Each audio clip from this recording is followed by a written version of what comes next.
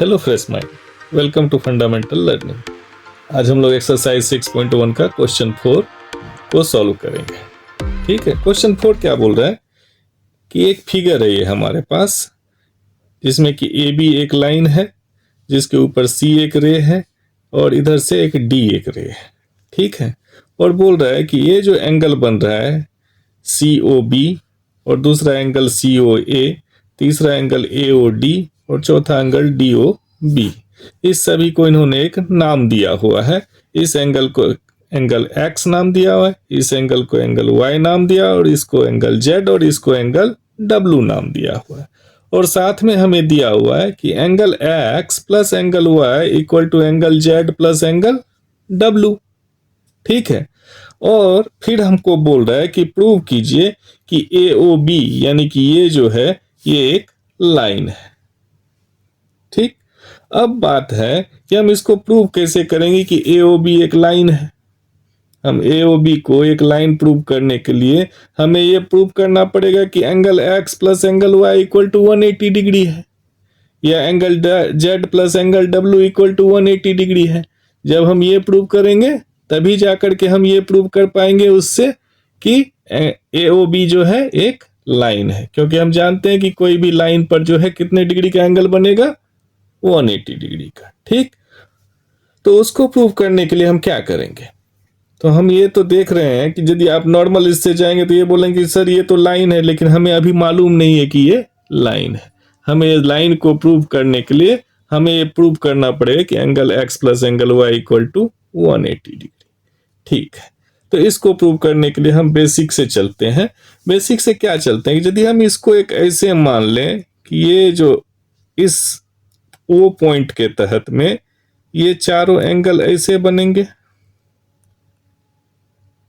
ना, तो इसको हम लिख सकते हैं कि angle x plus angle Y plus angle Z plus angle W.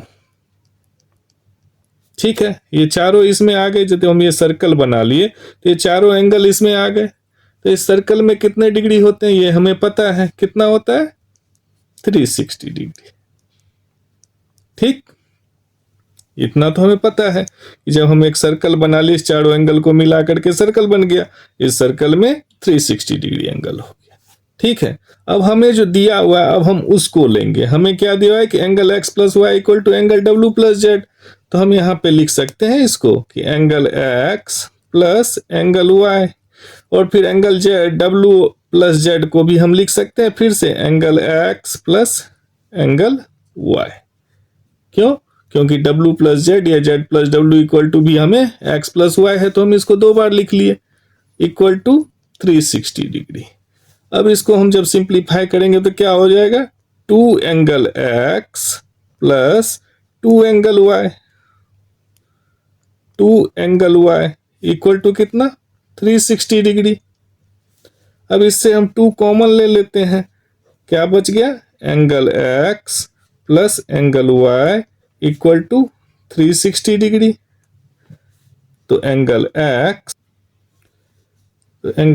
Plus angle Y equal to 360 degree by 2, that is 180 degree.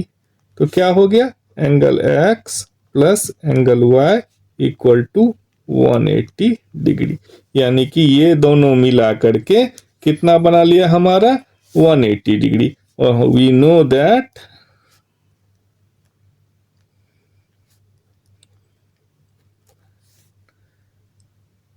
a line makes a straight line makes an angle of 180 degree.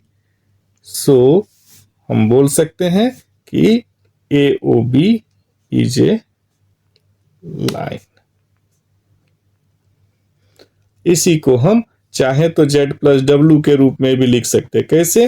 जैसे हम यहाँ लिए x plus Y plus Z plus W equal to 360 degree, यहाँ हम फिर ले लेंगे कि z plus W plus Z plus W, यानी x प्लस वाई को हम z प्लस डब्ल्यू के रूप में कन्वर्ट कर देंगे। तो फिर हो जाएगा ये 2z plus 2 angle z plus 2 angle w equal to 360 degree. Same way में 2 कॉमन ले लेंगे, z plus w equal to 360 degree, तो 2x z plus w equal to 180 degree. तब भी ये हम दिखा सकते हैं कि AOB इज ए लाइन। ठीक है, ओके, थैंक यू।